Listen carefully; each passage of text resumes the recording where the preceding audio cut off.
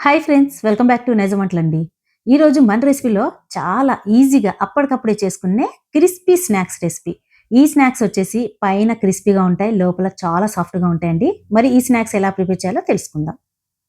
ముందుగా నీళ్ళలోకి ఒక చిన్న బౌల్ నిండా అటుకులు తీసేసుకోండి. ఈ అటుకులు వచ్చేసి ఆర్గానిక్ అటుకులు అండి నేను తీసుకున్నాయి. అందుకే కొంచెం చిన్న సైజులేవి కనిపిస్తున్నాయి. నార్మల్గా బయట కొన్న అటుకులు అనుకోండి కొంచెం పెద్ద సైజులో ఉంటాయి, కాబట్టి మీరు ఒక చిన్న బౌల్ నిండా తీసుకుంటే సరిపోతుంది. ఒకసారి క్లీన్ చేసుకున్న తర్వాత ఇందులో ఉన్నటువంటి నీళ్ళని కంప్లీట్‌గా రిమూవ్ చేసేసుకోండి. రిమూవ్ చేసిన తర్వాత వేరొక మిక్సింగ్ బౌల్‌లోకి ఈ అటుకులు తీసేసుకోవాలి.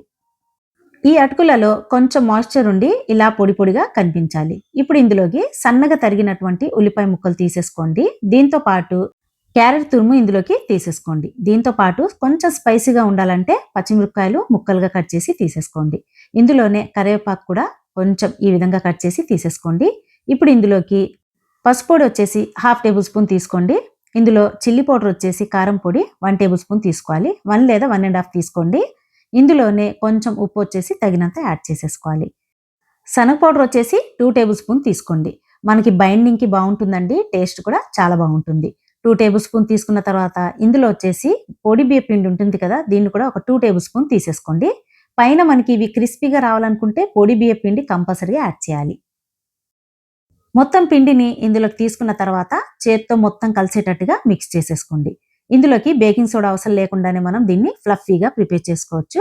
పైన క్రిస్పీగా వస్తాయండి. చాలా టేస్టీగా వస్తాయి. అటుకులలో నీళ్లుంటాయి కాబట్టి కలుపుకునేటప్పుడు ఇందులోకి ఎక్కువ నీళ్లు మనం తీసుకోవాల్సిన అవసరం లేదు.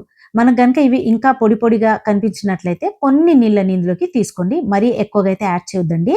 ఒక 2-3 టేబుల్ స్పూన్ వరకైతే నీళ్ళైతే నేను తీసుకున్నాను. అంతే అండి. ఇప్పుడు దీన్ని మొత్తం ఈ విధంగా కలిసేటట్టుగా కలుపుకోవాలి. మార్నింగ్ బ్రేక్‌ఫాస్ట్‌లోకైనా, ఈవినింగ్ స్నాక్స్‌లోకైనా ఈ రెసిపీ చాలా బావుంటాయండి. మనకి వడలు ఎంత క్రిస్పీగా, ఎంత టేస్టీగా అయితే వస్తాయో ఇవి కూడా సేమ్ అలానే ఉంటాయి. తినే కొద్దీ ఇంకా తినాలనిపిస్తాయండి. చాలా చాలా బావుంటాయి వీటి రుచి మాత్రం. వీటిని మాత్రం ఇలా వడల్లాగా ప్రిపేర్ చేసేసుకోండి. ఈ విధంగా ఒత్తుకున్న తర్వాత అన్నీ ఒక ప్లేట్‌లోకి తీసి పక్కన పెట్టుకోవాలి. ఇక నేను చూపిస్తాను చూడండి. ఒక చిన్న కప్పు నిండా అటుకులు తీసుకుంటే దాదాపుగా 5 వడల దాకా అయితే వచ్చాయండి. సో, క్వాంటిటీని బట్టి ఎంతమందికి మీరు ప్రిపేర్ చేయాలనేది ఈ చిన్న కప్పు మెజర్‌మెంట్‌తో మీరు కూడా కలుపుకోవచ్చు.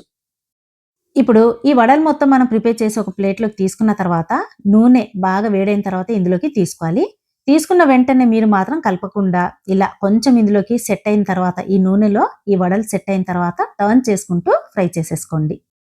మంటని మీడియం ఫ్లేమ్ మీద అడ్జస్ట్ చేసిన తర్వాత ఇలా చూడండి, ఇక్కడ నేను చూపిస్తాను. పైన క్రిస్పీగా ఈ విధంగా కలర్ అనేది చేంజ్ అవ్వాలి. మీడియం ఫ్లేమ్ మీద పెట్టి ఫ్రై చేసుకుంటే చాలా పర్ఫెక్ట్‌గా ఇవి ఫ్రై అయిపోతాయండి. చూసారు కదా! ఇలా కలర్ చేంజ్ అయిన తర్వాత దీన్ని డిష్ ఔట్ చేసేయాలి. మరి అటుకులతో చేసినటువంటి ఈ వడలోకి ఏ చట్నీతో అయినా మీరు సర్వ్ చేసుకోవచ్చు. మనం దోస, ఇడ్లీలో ఇలా చేస్తుంటాం కదండీ! ఈ చట్నీతో మీరు తినేయొచ్చు. సో ఫ్రెండ్స్, చూసారు కదండీ! కేవలం 5 నిమిషాల్లో వడలు మాత్రం మనం ప్రిపేర్ చేసాం.